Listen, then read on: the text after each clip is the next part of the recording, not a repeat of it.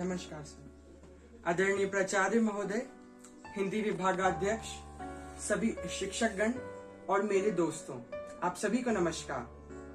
आज हिंदी पखवाड़ा का हम तृतीय दिवस मना रहे हैं और इसके अंतर्गत कविता पठन के अंदर मैं 2 कविताएं अपनी प्रस्तुत करना चाहता हूं।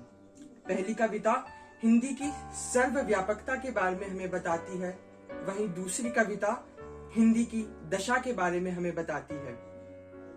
लाडली बेटी है ये हिंदी, संस्कृत की एक लाडली बेटी है ये हिंदी, बहनों को साथ लेकर चलती है ये हिंदी। सुंदर है, मनोरम है, मीठी है, सरल है ये हिंदी, ओजस्विनी है और अनूठी है ये हिंदी। पाथेय है, प्रवास में परिचय का सूत्र है, मैत्री को जोड़ने की साकल है ये हिंदी। पढ़ने व पढ़ाने में सहज है, यह सुगम है, साहित्य का असीम सागर है ये हिंदी। तुलसी, कबीर, मीरा ने इसमें ही लिखा, कवि सूर के सागर की गागर है ये हिंदी।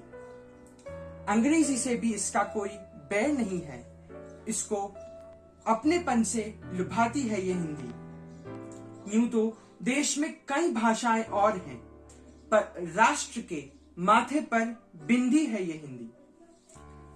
इसके बाद मैं अपनी अगली कविता से पहले कुछ कहना चाहूंगा कि कविता मनोरंजन करती है और व्यंग्य कविता सोचने पर मजबूर करती है।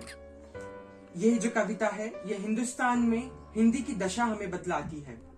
हिंदुस्तान में हिंदी। हिंदुस्तान में हो गया हिंदी का यह हाल, हिंदी दिवस मनाए हम बिन चुके हर साल।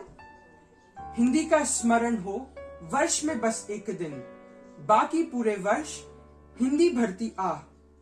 अंग्रेजी का हो रहा ऐसा भूत सवार, संडे संडे सब रटे भूल गए रविवार। अंग्रेजी का हो रहा ऐसा भूत सवार, संडे संडे सब रटे भूल गए रविवार।